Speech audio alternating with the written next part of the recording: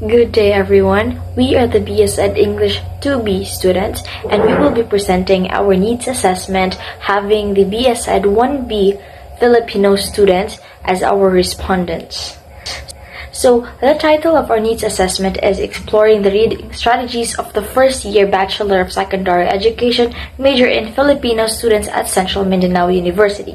Together, we will walk through the results, findings, and proposed intervention based on our assessment. So this needs assessment was conducted last November 29, 2025 using the online Google Forms survey.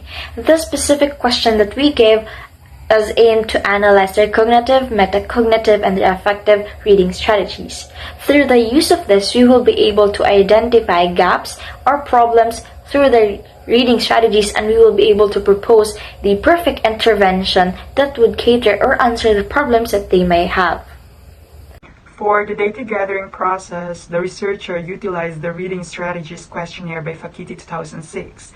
Permission was secured through a communication letter, and all participants provided informed consent.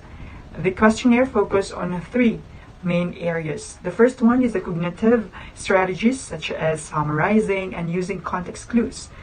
Second one is metacognitive strategies like setting reading purposes and checking comprehension. The last is affective strategies, which deals with motivation, calmness, and confidence. Each of these components help the researcher assess how students read, regulate, and emotionally manage academic texts.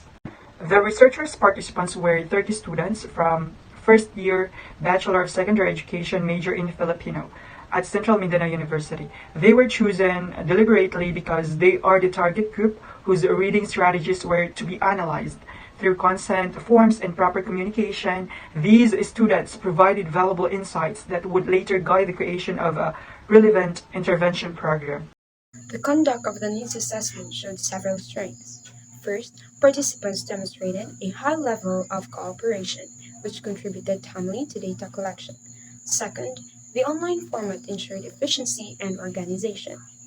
Third, formal permissions and clear instruction allowed us to carry out the assessment smoothly.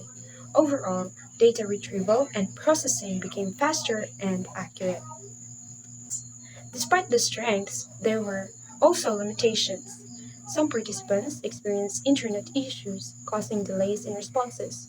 We had to send follow-up reminders to ensure completion. Additionally, because the answers were self-reported, there may have been biases on how students rated their strategies. Some items also required clarifications as interpretations varied.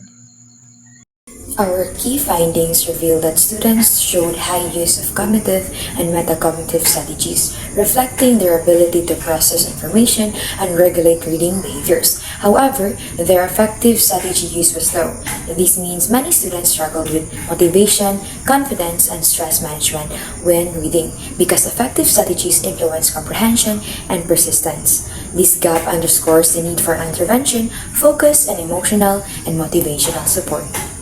In response to the identified gap, we designed an intervention program titled Read with Heart Effective Strategies Enhancement Program.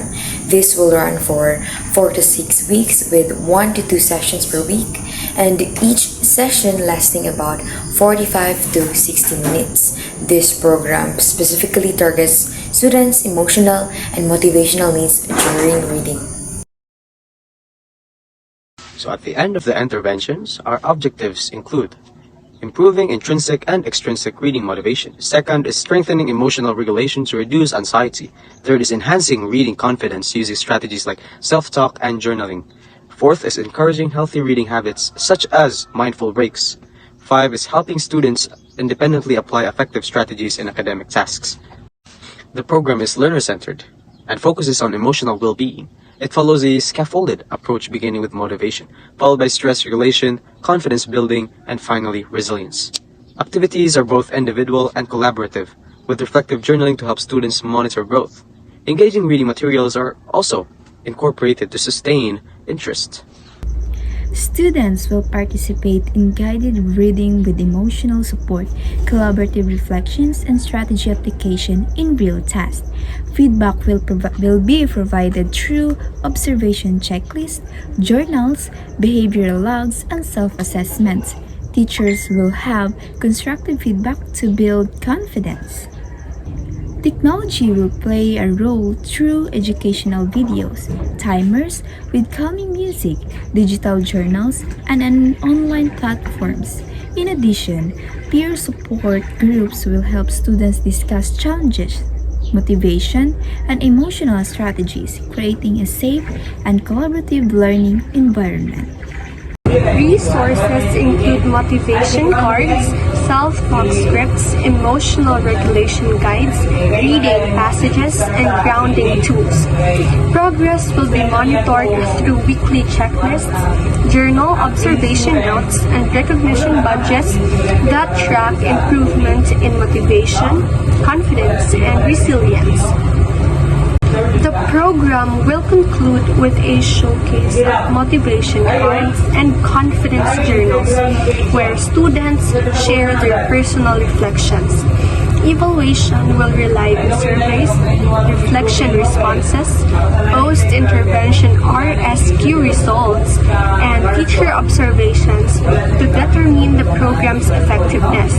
Optional follow-up sessions, accessible reading spaces, digital tools, and regulation check-ins will help sustain the students' growth even after the program ends.